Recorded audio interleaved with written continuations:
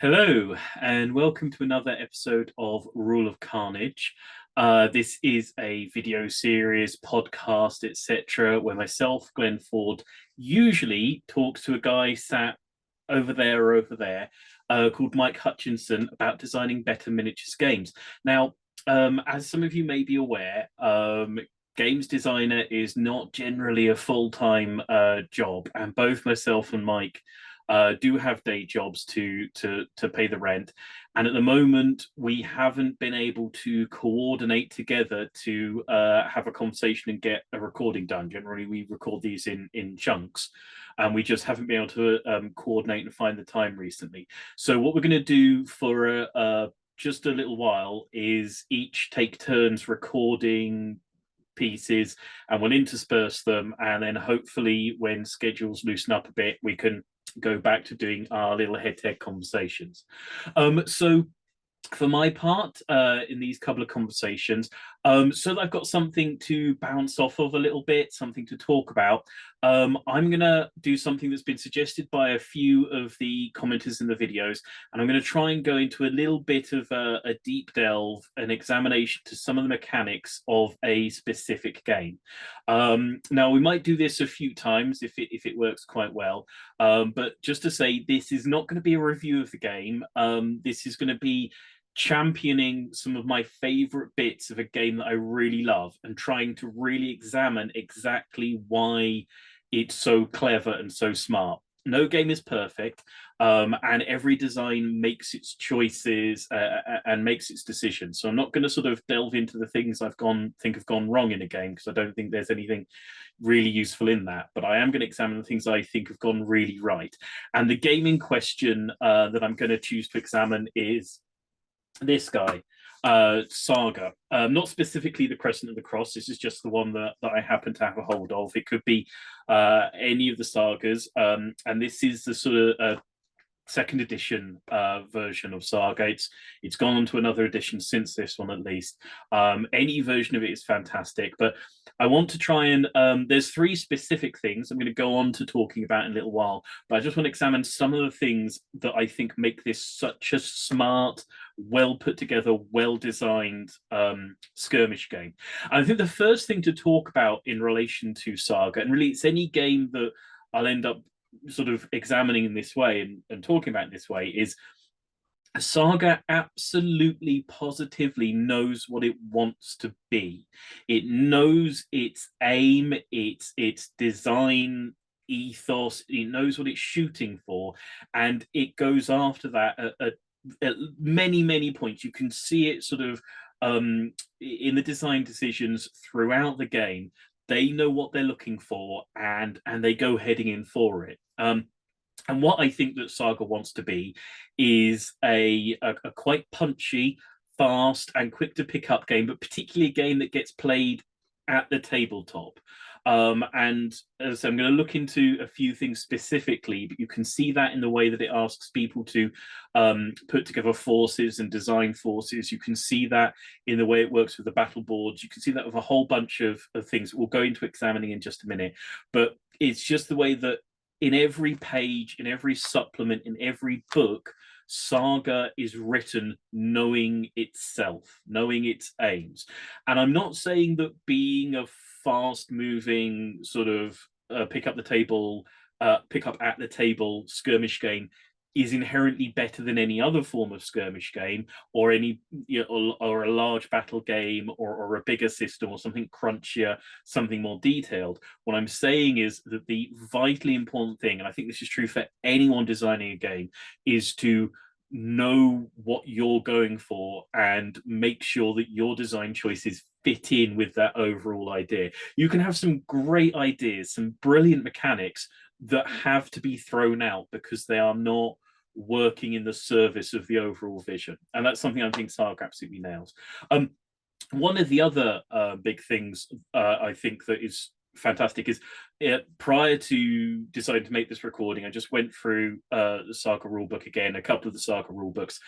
People ask me quite often for well-written rulebooks, for rulebooks that I think are sort of good examples of good writing in that respect. And whilst sort of bad rule books stick in my mind, I think with rule books, it's one of those sorts of when we're good, they never remember, and when we're bad, they never forget things. Where good rule books go straight into the brain and don't sort of, I don't generally sort of hold them and in the front memory very much. And rereading this was reminded of just how really, really good the Saga rulebook is. If you want an example of a well-written, a smartly written, a well put together rulebook, look at Saga.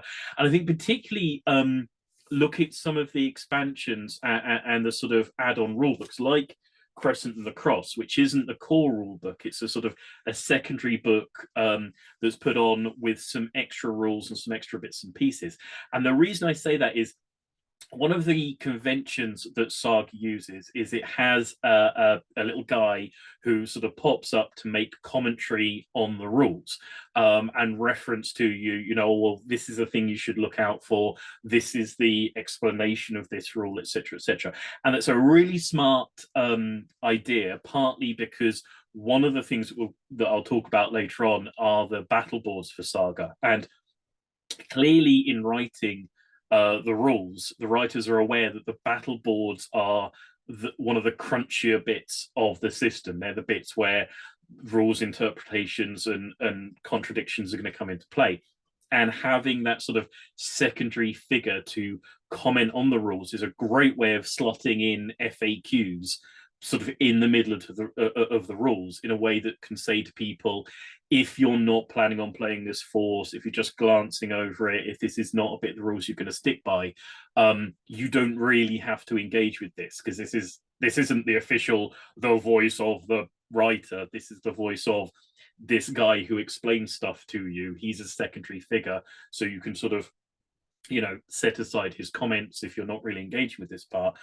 The other thing I think that is really smartly done, and the reason I say it's well worth looking at some of the expansions, is that so in this book, there are two figures that are explaining the rules, one of whom is the same guy from the core book, and one of whom is a secondary character for this book alone.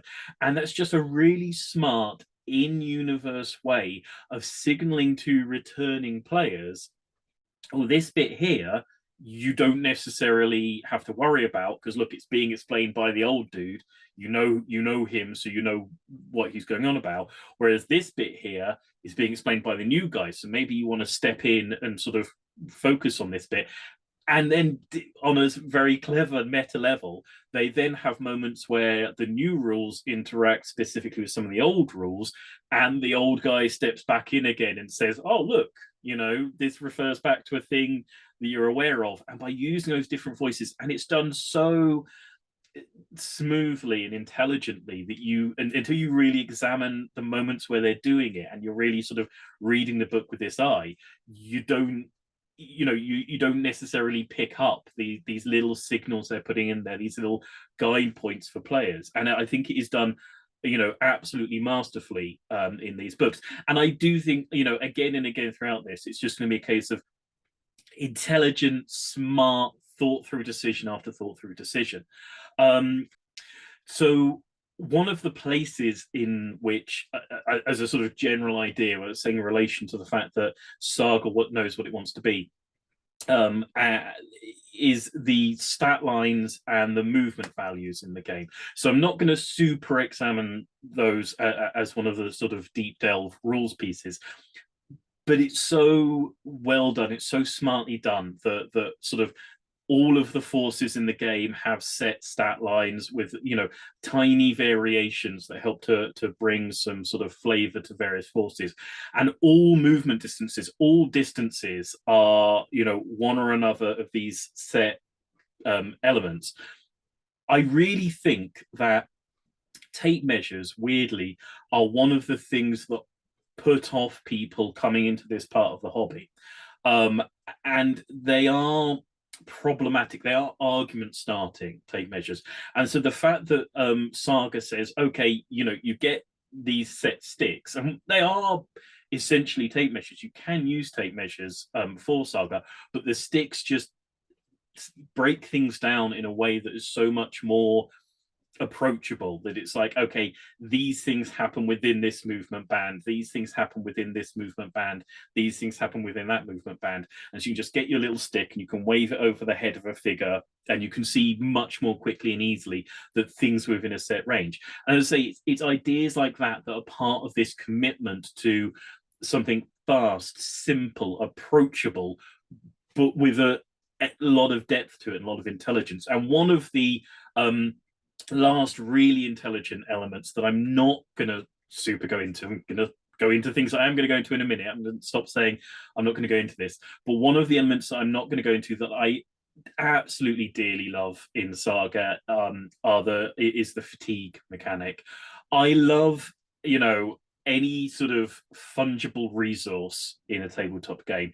And if there's a general specific recommendation I make is find a way to put some sort of fungible resource into your game. They repeatedly add so much choice, so much engagement, so many opportunities for intelligent moments for players. So the fatigue mechanic in Saga is that a lot of things you do, certainly things like attacking and etc. Saga, stack up fatigue tokens on your units that your opponent can spend to weaken you in combat or shorten movement distance or things of that nature. And it's just the smartest, simplest, coolest mechanic. It constantly forces you to think about how you engage and where you engage, think about the relationship between the two units. It ties in with battle board abilities, so many parts of the game. It's such a great mechanic. But as I keep saying, things I'm not going to go into, I'm going to talk about 3 things specifically from Saga that I absolutely love. I think they're absolutely brilliant and make me happy every time I look at them. So the first of those 3 things is the army building system in Saga.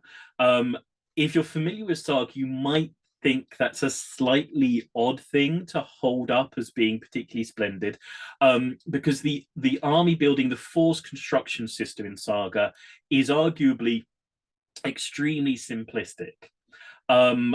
I would argue, as a games designer, as somebody who's interested in mechanics, the level of sort of break between simplicity and complexity and elegance and intelligence is absolutely bullseye perfect for me in Saga. So for people who aren't familiar, in Saga you get a number of points to buy a force. One of the things that's slightly unusual for Saga, certainly for a sort of mid-sized skirmish warband game, is that you get so 4 points is a very decently sized game. 6 points is a largish standard game, and 8 points is a big game. That's a big old game of Saga.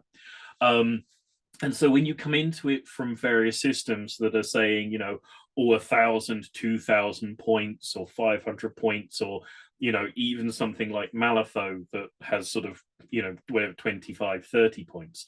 When you're coming to this game and it says, 4, 6 or 8 points, it's quite jarring. It feels like, okay, I'm not sure how you're going to work in the complexity and the crunchiness there.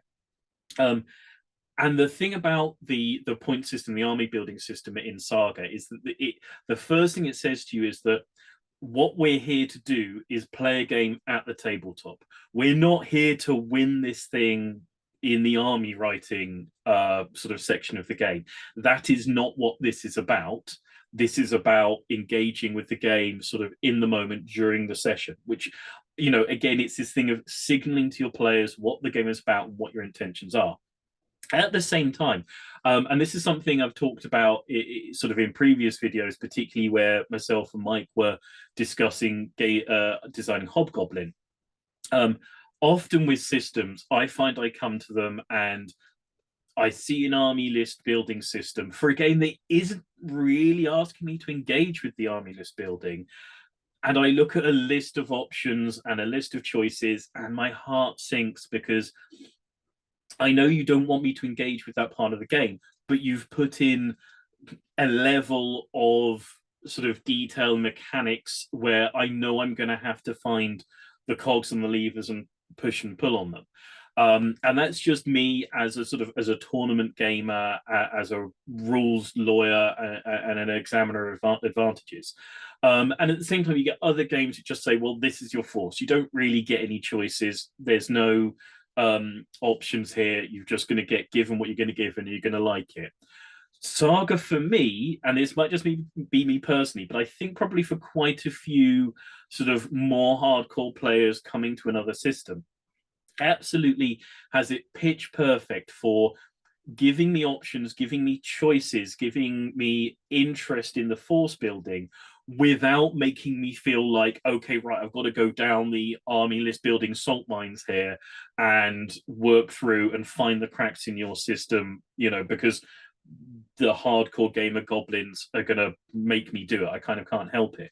And every time I sit down to write a list in Saga, there's just a sort of feeling of immense sort of relaxation and happiness, and sort of pressure off, where I know I'm going to get to tinker with things. I know I'm going to get to pull some levers, and I know that it's going to be okay. It's not really going to matter too much, and I don't have to sort of fear that I haven't gotten things quite right and notch things to the last point and the last element. So the way it works in Saga is you get X many points, and then you get one of three main units and there are variations depending on some of the expansions, but mainly you get 4 Hearthguard, 6 warriors, or 8 levies. And that's all balanced out. Yeah, each of them are as good as each other in various ways and for various reasons. And then depending on the force, you've got options for equipment for the various units, and every equipment option is balanced out. So you don't pay more points for a great weapon. You take a great weapon and it reduces your armor whilst increasing your attack, or you take a mount and it reduces the number of troops that you have available. Everything is balanced, everything is equal. It's all about what you want to play, the style you want to play with, and to a degree how it matches in with your force and your battle board particularly, which is a bit we'll talk about in the next video here. And it's so sort of freeing, and it's so elegant, and it's so smart.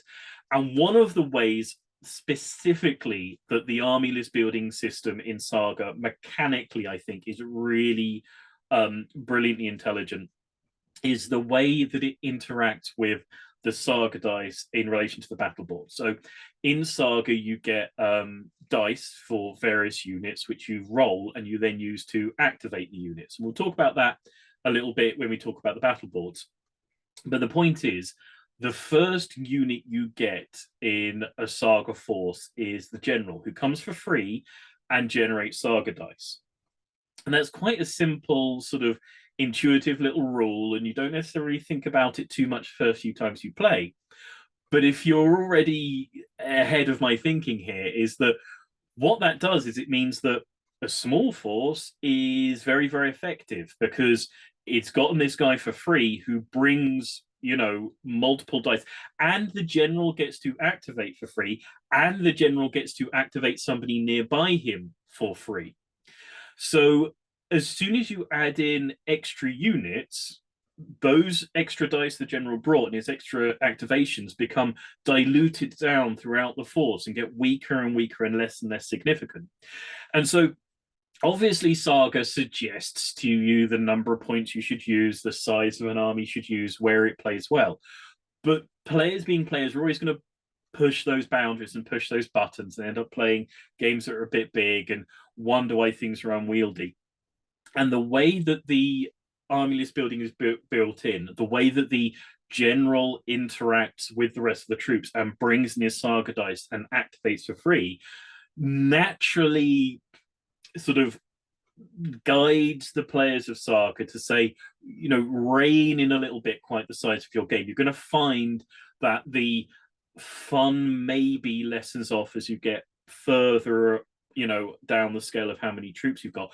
But what's, I think, incredibly smart, and it's super elegant and intelligent and emergent, is it means that if you want a longer game, a more involved game, a more sort of intellectually focused in game, you're probably going to want a bigger force. And with a bigger force, the dice are sort of siphoned out because of the weakening of the sort of relative power of the general's abilities, which means that your decisions are more difficult, are crunchier, or more focused. You've got fewer activations and fewer things you can do with those activations. So if you tend to those bigger games because you want the game to work a certain way, that causes the game to naturally start working that way for you without it telling you this, without it putting upon you.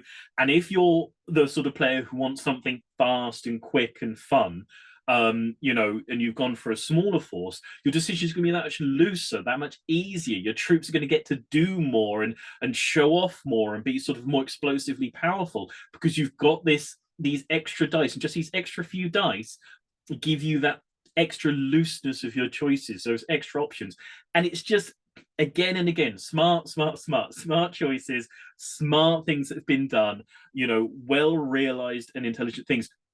And additionally, it also means that as you remove troops in a larger game, you get freer dice, you get more abilities, you get to be able to do more. And so, you know, you get that sort of momentum, that rolling speed, you know, towards a conclusion at the end of the game. At the end of the game, units going to be doing more, moving faster, being more active. You get that sense of climax in the bigger games that is so often missing, where you've got fewer and fewer troops who can do less and less, and sometimes games run out of impetus. Saga, in many ways, picks up speed and picks up momentum. Yeah, and it's just it's all contained there within this incredibly simple, incredibly short, easy to pick up, not very mathsy at all army building system that is so brilliant and so intelligent. So that's the first of the three things I want to talk about Saga, about what I love about it and why I think it's such a brilliantly designed game. I'm going to talk about the next two in the next video. If you have watched to this point, if you enjoy Saga, and I know there's a lot of people watching this video who do because it's a really great game, drop into the comments section and let us know what you love about it, which of the mechanics you think are particularly fantastic, which ones. I've said that one of the ones I'm going to talk about is the battle boards, because obviously I'm going to talk about the battle boards for Saga. What do you think might be the third rule that are going to pick up on? The third mechanic I think is particularly splendid and intelligent. What's your favorite part of Saga? What's your favorite expansion of Saga when it's now got a whole bunch of expansions? What's your favorite force in Saga? Drop in, you know, talk to me about Saga. I like talking about Saga. Let's geek out over it. It's a great game. If you want to talk more about Saga, drop into the Discord. We've got a Rule of Carnage Discord channel, and I talk about Saga when I have the opportunity in it, and I'm sure other people want to as well. When you're in the comment section, please do give us a like and subscribe. The next video isn't going to be from me, it's going to be from Mike next week. So the second part of this conversation is going to be 2 weeks away, but I'm still going to number it as a second part to this, because if you don't like the numbering system here, that's your problem, and I'm not going to change for anybody. But for now, from me, it's going to be thank you and goodbye for this episode of Rule of Carnage. So thank you and goodbye. Bye.